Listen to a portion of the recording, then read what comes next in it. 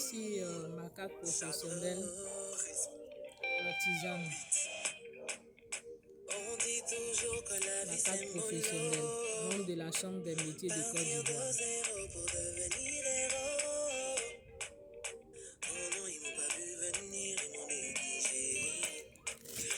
Mon diplôme de maître artisan.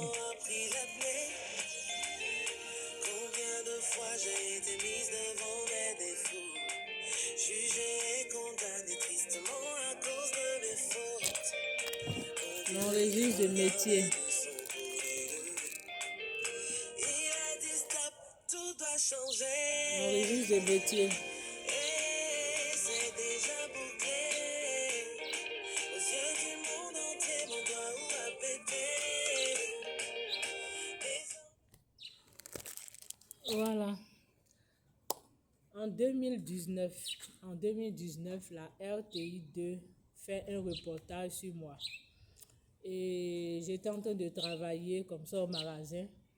Le journaliste qui passait avec son micro, sans me connaître, il a vu mes œuvres de loin. J'exposais devant le magasin. Il s'est approché. Il a dit, madame, c'est vous qui faites ça? Je dis oui. Il dit, ah, j'aime les femmes qui se battent. On va faire un reportage sur toi. Et ils ont fait le reportage, c'est sorti dans le journal télévisé en 5 minutes, 15 secondes. Et au sorti de là, j'ai continué à me battre, Il fallait que j'ai moi-même mon local. Et par la grâce de Dieu, j'ai eu un local. Et lorsque j'ai eu mon local, il faut dire qu'il fallait déposer 1 million que je n'avais pas. Je me suis fait aider par un couple qui a cru en moi, en mon activité, qui ont financé les 1,60 million qu'il fallait déposer. Et aussi, ils m'ont aidé à mettre le local en valeur, à arranger le local.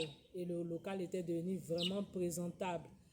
À ma grande surprise, le propriétaire du bâtiment ne nous avait pas dit qu'il allait construire R+1 jusqu'à 3. Il nous a simplement dit chacun peut arranger son magasin à son goût et commencer à travailler. À peine on finit d'arranger le local, on finit de financer. Mon erreur, on n'a pas fait d'écrit. Ça a été mon erreur. J'ai eu confiance, j'ai pensé que tout le monde était pareil.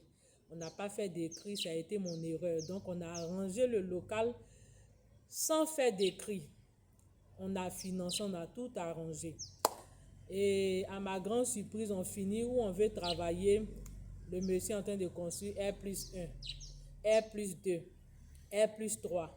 Et en construisant, ils ont gâté le magasin. Toutes les vidéos sont sur ma page Facebook Nathalie Kofi ou Bethel Perfection. Ils ont gâté le local en construisant. Et c'était compliqué, je ne pouvais pas travailler, les gens fuyaient le local. Son gérant venait m'harceler pour que je paye. Et tout le temps de la construction, en tout cas quand ils ont fini les R+1 jusqu'à R+3, il venait m'harceler pour que je paye. Alors que c'était 2 loyers à payer parce qu'il n'y avait pas de toilette dans le magasin. Il fallait trouver 200 000 par mois sans pouvoir travailler à payer. C'était compliqué et j'ai supporté ça sur plus d'1 an.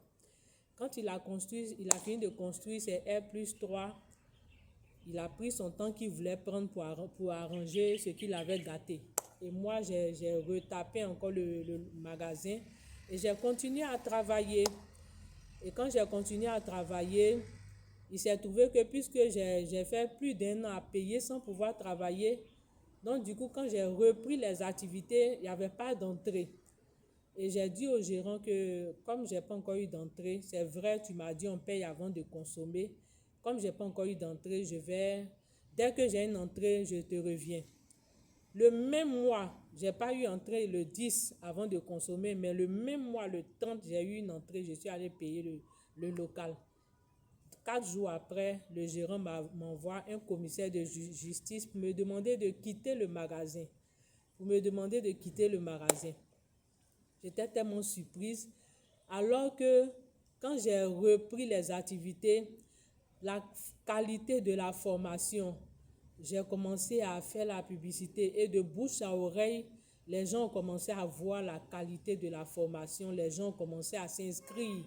De une élève, je suis passée à 6 élèves. De 6 élèves, je suis passée à